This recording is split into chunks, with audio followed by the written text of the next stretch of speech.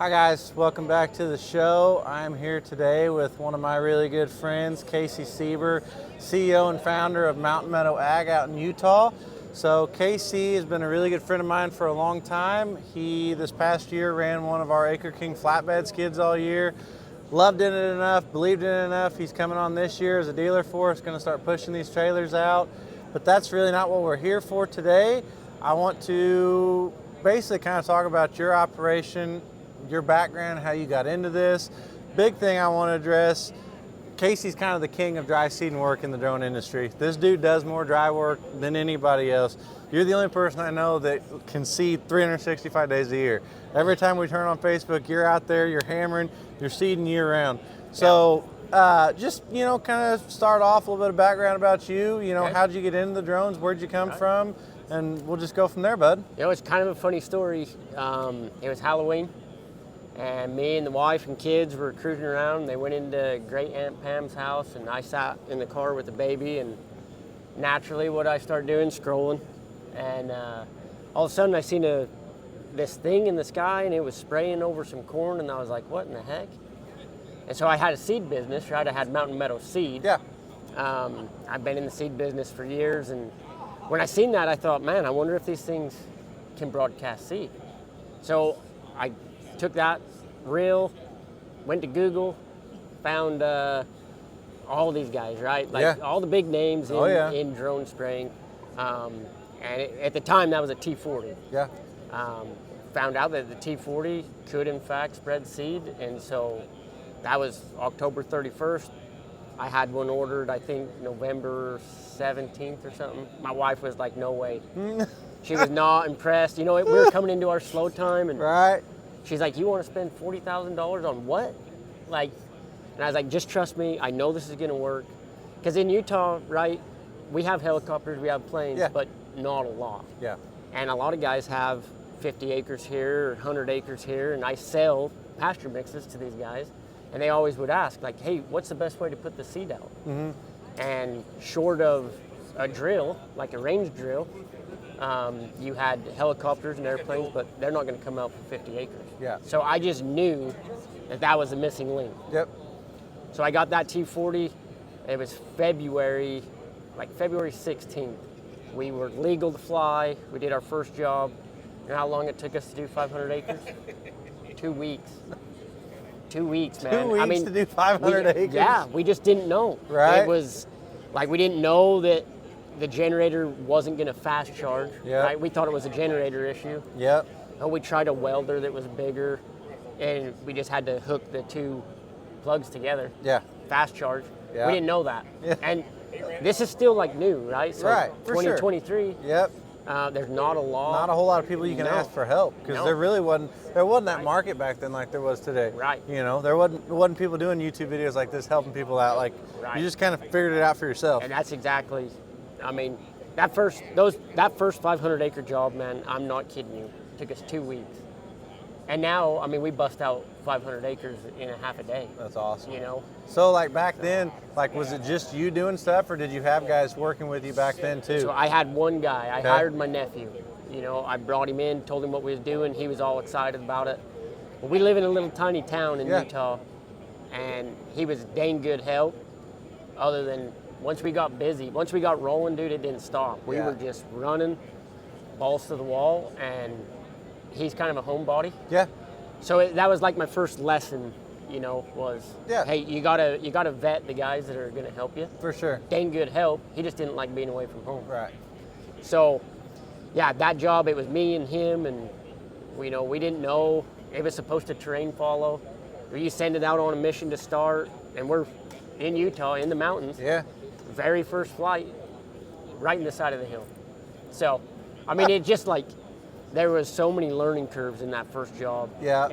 But like you said, there wasn't somebody you could turn to short of the dealer that you bought it from. Right. But my dealer was in Indiana. Yeah. You know what I mean? Yeah. It's completely different landscape than Utah. Yeah. What, how many guys are you up to now? We got 4 guys and me. Yep. Obviously, I kind of addressed on this when we started, correct me if I'm wrong, but your main market is dry stuff, right? You guys do more dry stuff than about anything else, don't you? Acreage-wise, yes, because like when you work in the winter, it's going to be big swaths, Yep. right? Yep. And so acreage-wise, we probably do more seed or spike. Yep. We do a lot of spike, So- a granular herbicide. And like I can tell you right now, I'm sure a lot of people watching this have no idea what spike is. Okay.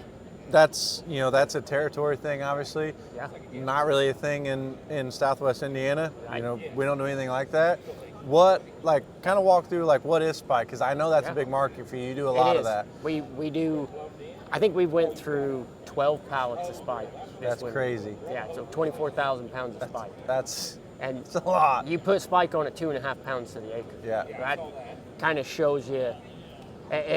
As an applicator, we love flying spike. Yep. 2.5 pounds to the acre. You can crank your speed up.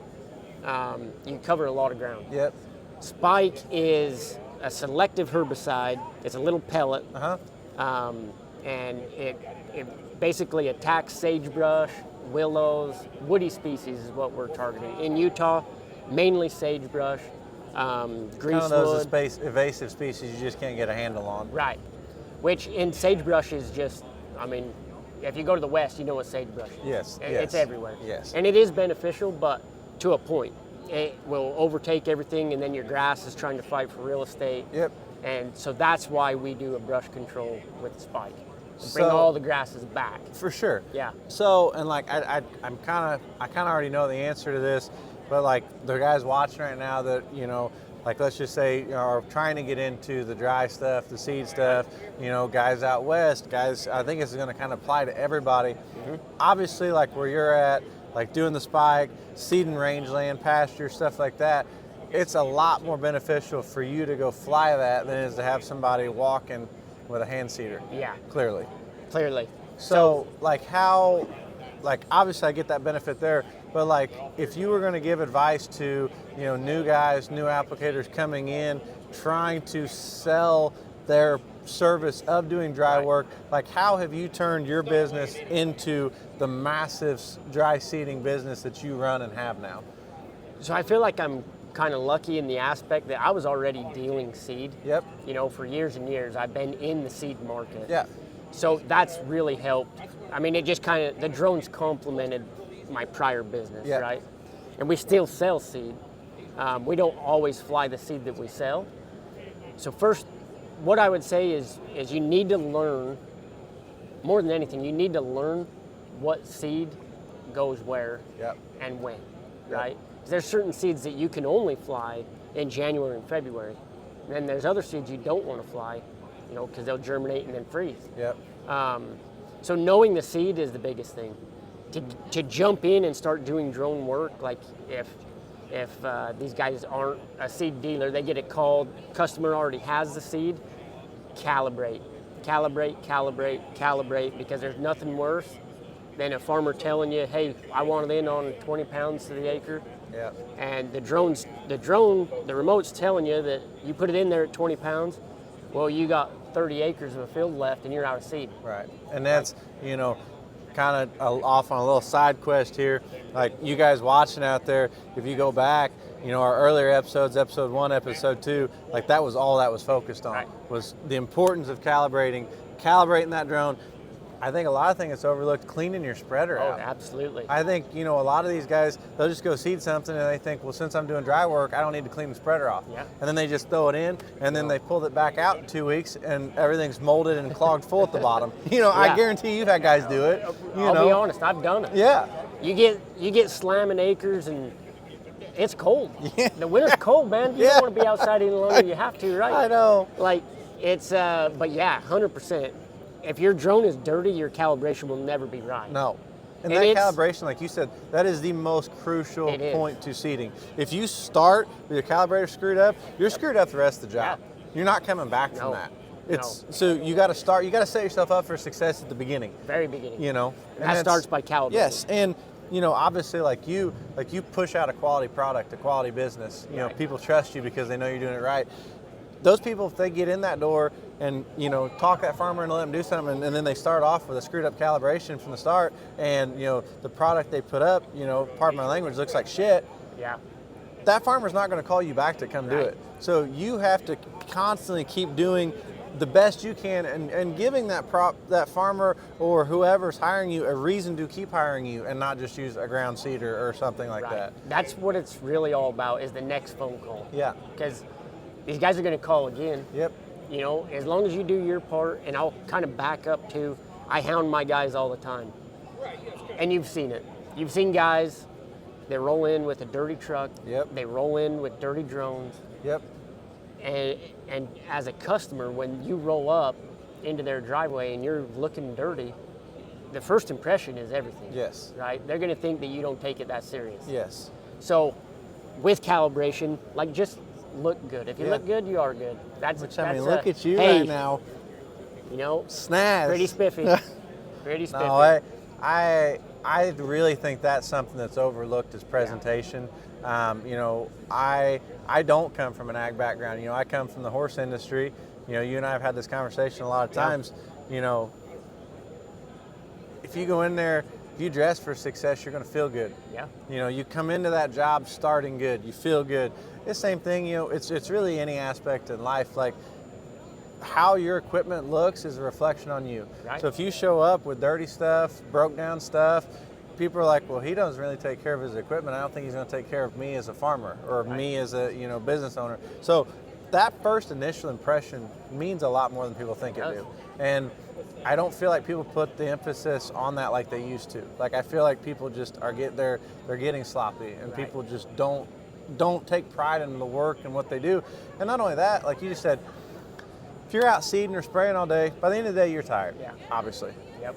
If you take that extra hour to clean all your equipment, you know, and make sure the next day you're starting clean and fresh, you're going to be in a better mood that next day. Absolutely. Because if you start your day with dirty, shitty equipment, your day's already going downhill as soon as you start. Right. I mean, you've applicated too, and you know, like, if you show up that morning and your batteries are dead, if you didn't take the time at the end of the job to go back through, charge every one of your batteries, so you're ready to rock and roll, your day starts off. 100%.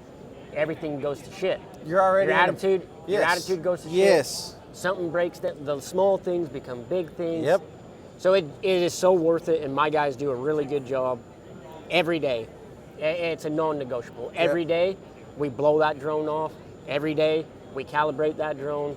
We charge the batteries. We look presentable for the very next day. Yep. Now, when we're on like 1,000-acre projects where we're going to be there for a couple days, sometimes we'll leave our equipment up in the hills, right? It doesn't make sense to drive. But what we do is we charge the batteries. We take our air duster, we blow everything out. And if you're flying the same seed, like a lot of the seed we're doing is a big mix, right? You got seed this big all the way down to this big, and there's 15 different varieties. Yep. If you spread all day good, you didn't have to recalibrate throughout the day, then we'll just get right back to work and we'll watch it. Yeah. If you can tell, these drones have gremlins in them, right? Oh, for They sure. could be 100% one day, wake up the next day, and it'll be off. Yeah. So you have to be sure you're watching it. Yeah. You have to be ready, because there's nothing worse than telling a farmer that spent all this money on seed that we put too much seed on and we didn't get 30 acres done. Right. You know? Yep. It's spraying is easy because it tells you right where you're at, right? And it shows you, it has a little icon where it shows you're going to run out at. Yep. Not with seed. No. And like the spraying, like if you don't trust your remote or whatever and you need to walk out and see, you can visually see where you're spraying. Right. That's seeding, you're not. No. To my opinion, it is a more advanced art being a good seeder or a good dry work person than it is a sprayer. Because like you said, that drone is putting all the information, which in a sense it is with the dry work too, but you still have to watch that dry work, because sometimes even though you calibrated, you may have to make some tweaks on the fly. Absolutely. Like, it's not just, and we talked about that in the calibration video, like, it's not, you don't just calibrate the first time and then just put the remote down and go have a beer. Right. That's not how that works. Would be nice. Like, I mean, the whole time you're drying, you know, you're constantly watching that remote and you're being a pilot on top of that, aren't you? Yes, correct. So. And two, like, you have to, as you're flying, you have to be predicting like where you're gonna run out. Right. You know, like, because in where we're at, I mean, sometimes we'll fly down a mile. You know, some of these big jobs that we get, you'll be down there a mile, right? Right. And you don't want to run out of seed down there. Right. If you have a half a hopper full, it's better to bring it back and get a full hopper so that you can go all the way down there and back. The efficiency of it all day. Yep. It's not just plug and go, walk away. I mean, that's obviously something you've learned over years of experience in doing this. Like, you don't just pick the remote up your first time and, we preach this a lot in the videos, muscle memory. Like, you can learn a lot by watching our videos, and that's what we're here for, is just helping people. But until you get real world in the field, doing it day in, day out, you learn all the ways to be efficient and to make money. Because you don't want to be out there any longer than you have to be. Right. You want to get home, you want to see the wife, the kids. You're like, I've been in the field enough today. I want to go home. I've got 3 other calls of people calling saying, hey, when are you going to be here? That's the worst part, right? Like, as much as I want to get back home to my wife and kids, it's the phone calls that scares me more than anything. Right. Like, I heard that. We have to be efficient because we promised we could be. Yes. So it's fun, man. Yeah. I get asked all the time if I like spraying or spreading better. Hands down.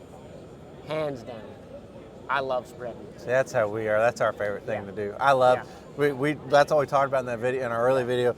How much that's like. Obviously, it's a little more stressful for you, but like for me and Jesse, like that is our downtime. Yeah. We look forward to seeding season because it's not that stressful. Right. You can kind of slow down. Spraying season in the Midwest is just like, you know, so like seeding season, we're like, okay, whew. See, we kind of we're able to spread pretty much year round. Yeah. And so it's kind of like us too, right? Yeah. Like we're slamming, spraying. The guy will call in and be like, hey, can you plant alfalfa with a drone? Absolutely. Yeah. And then when you're doing that, like irrigated crops, you want to do your cross hatches just so that you're getting double covered. Yep.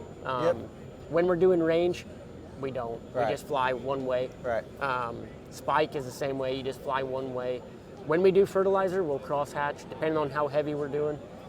There gets to be a point on fertilizer, right, where it's just not, you have to charge so much to your customer. Yep. It's not worth it to your customer. Yep. You feel bad for your customer. Yep.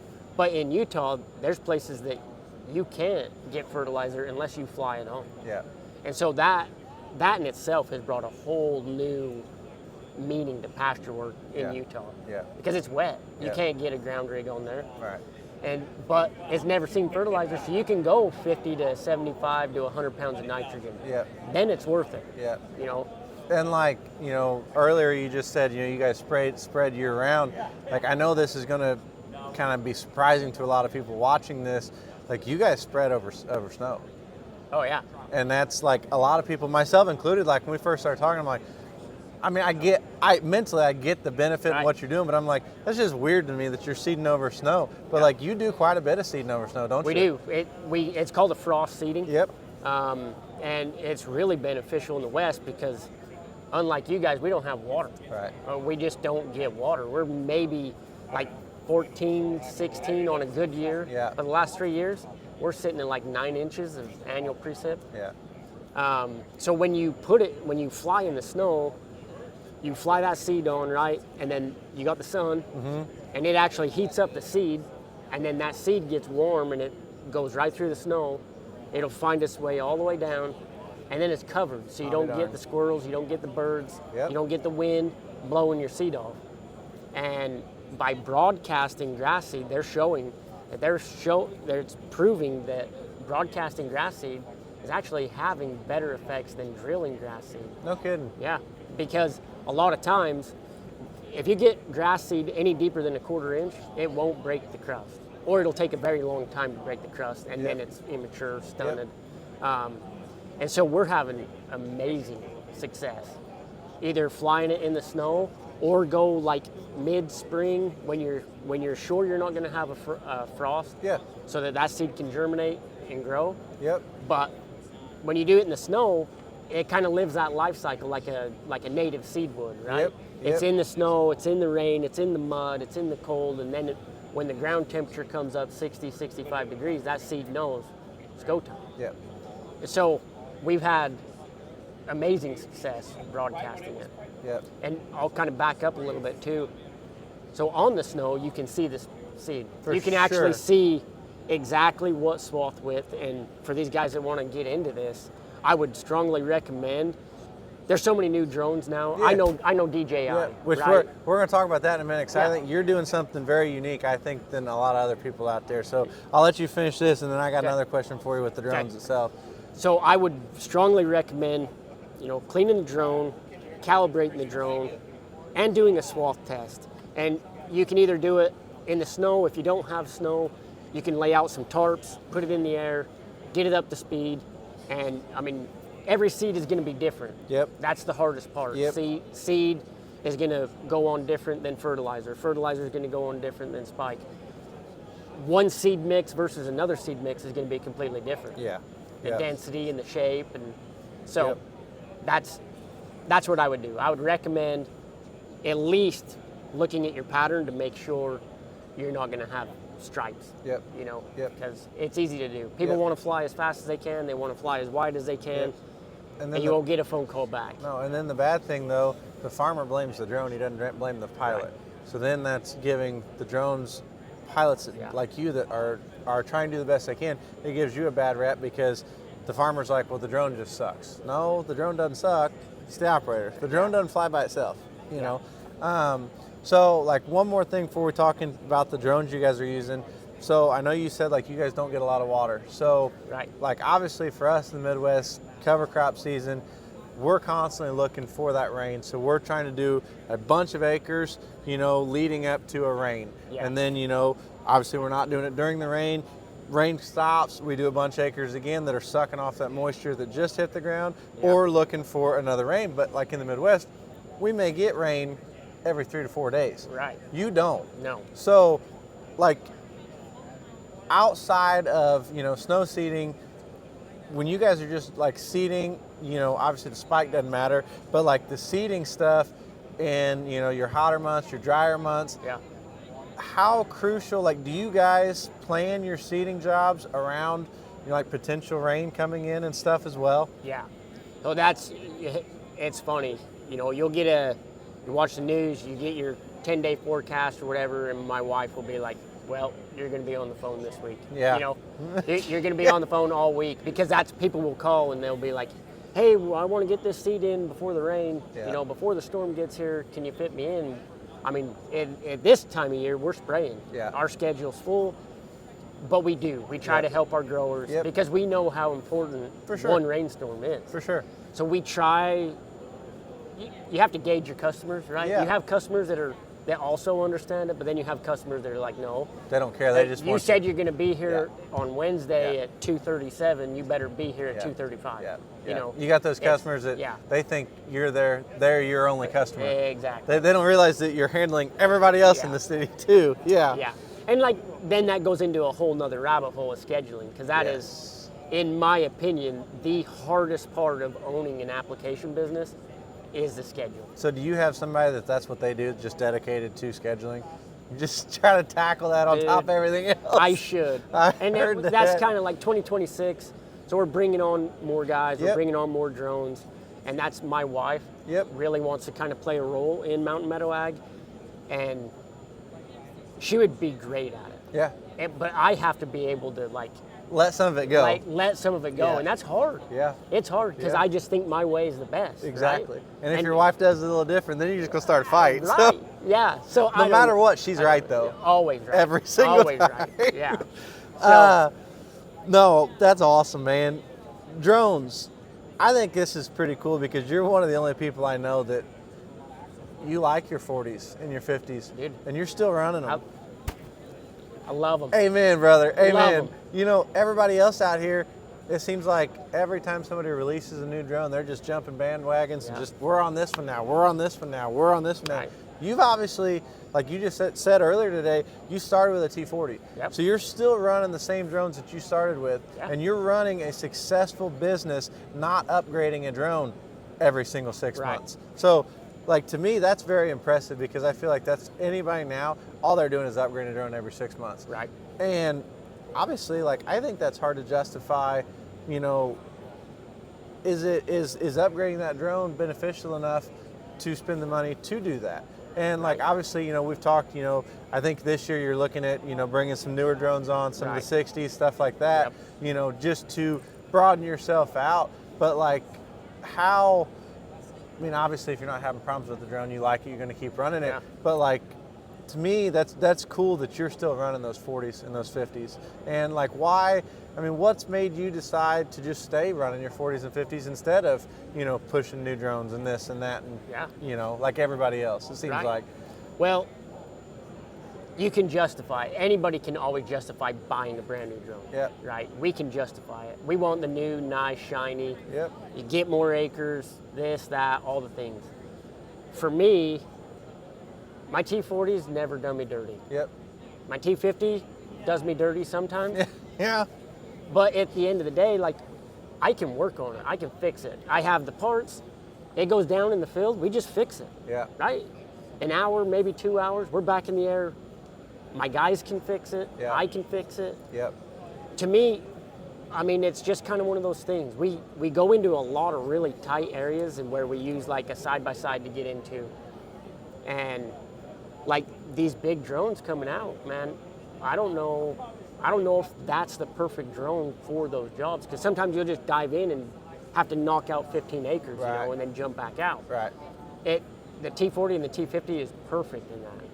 But I use my T40 and T50 even for spraying because we're efficient.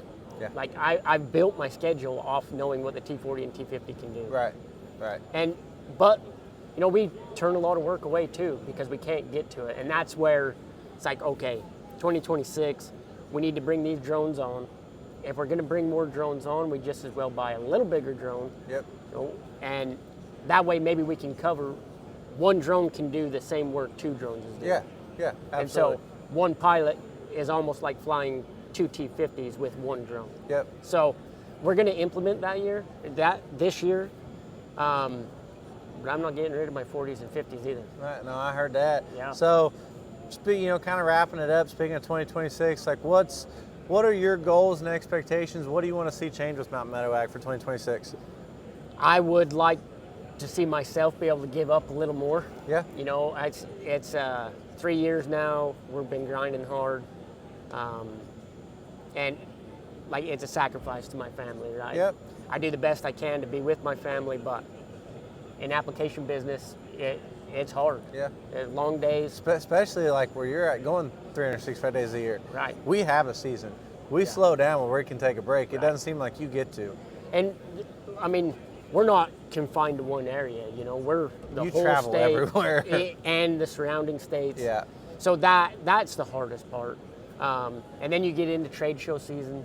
I'm at conference now for a week. I get home, I go right into a trade show that's a 4-day trade show.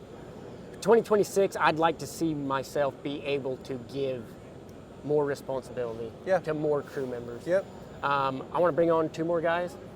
I want to get another skid. I want to push some skids. Maybe get it. If I can give myself more time, then I can actually sell drones and sell skids. For sure. I think everybody's ultimate end of the day running or starting the application business. At the end of the day, we all want to do the same thing. We want to get it up, get it running, and then get the right people that we trust underneath us doing the spraying, and then turn your stuff to sales. Where you can be at home, and you can do trade shows like this, and you can, sell the drones, sell the skids. I feel like that's everybody's kind of inspiration when they start this spray business. They want to build something big and then step back a little bit and have people they trust underneath them helping keep it growing. And that's, like, I sat and talked with my guys too, and that's their goal too. They're with me for the long haul. They love it. We built this together. And so that's kind of their goal too, is they want to be able to get to a point where they're in sales. I pay them commission. If they sell a job, they get commission. And then they apply it, they get paid commission there. But they also would like, so it's kind of like a pyramid thing, I go up a level, they go up a level. All the way to the top. Pretty soon we'll have Mountain Meadow Ag in all the states touching Utah. And a crew, and that's awesome. So that's kind of my goal.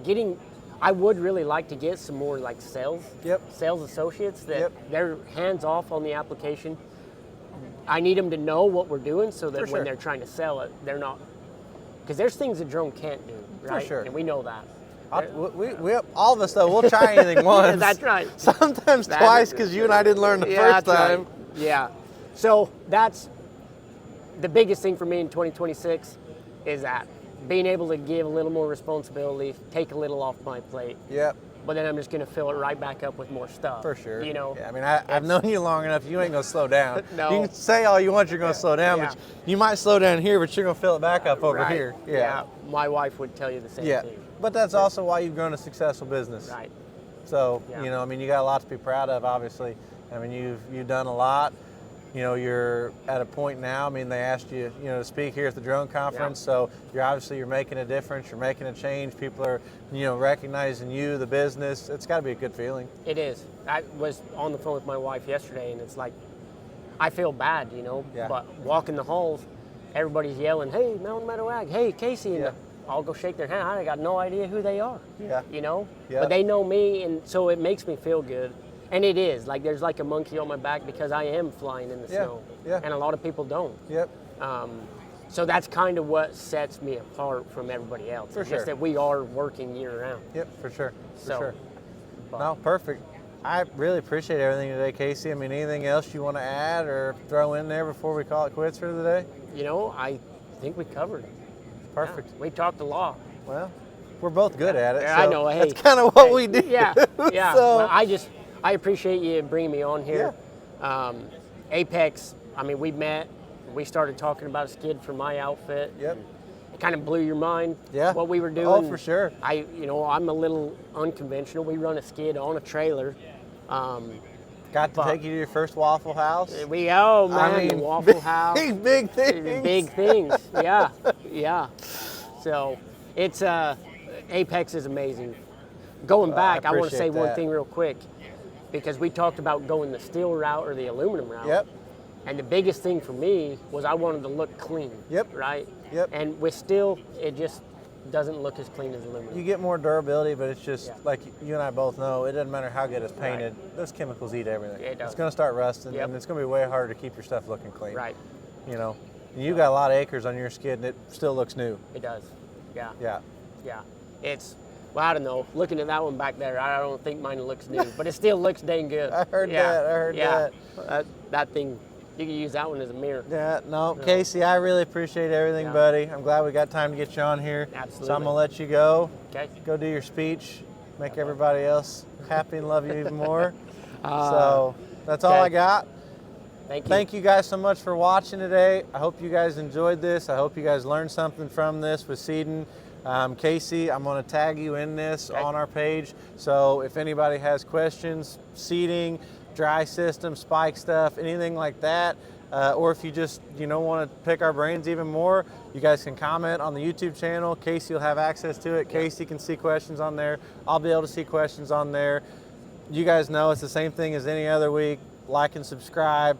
More views you guys give us, the more times you like this and subscribe to the Apex YouTube channel, it gives us more incentive to do videos like this, trying to help everybody else out there and move this forward.